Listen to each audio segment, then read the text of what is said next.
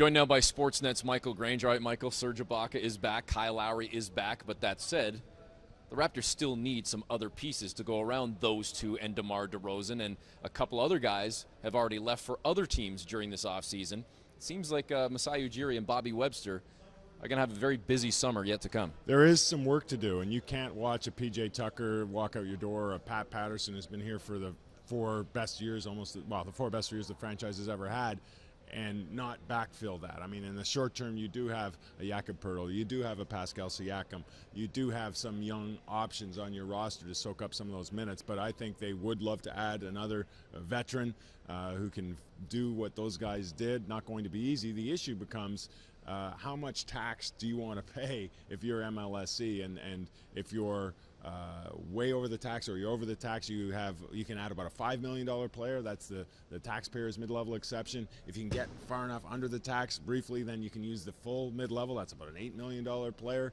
You have the the biannual exception. It's about a $3 million player. So you can kind of have your shopping list.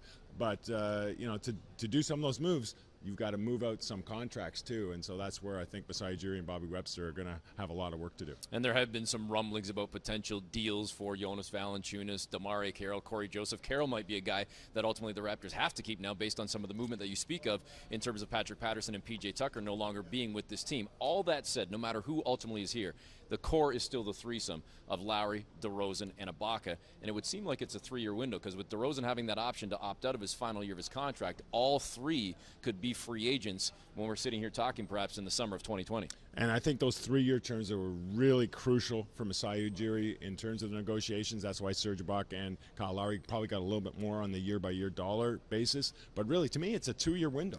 Because if you get to year 3 and you aren't really looking like you're going to be winning a championship that year, that's when you start thinking about moving on and breaking things up and retooling. So the next 2 years, this is go time for this group. Well, certainly still a very busy summer ahead then as the Raptors get set for next season trying to stay in contention in the Eastern Conference.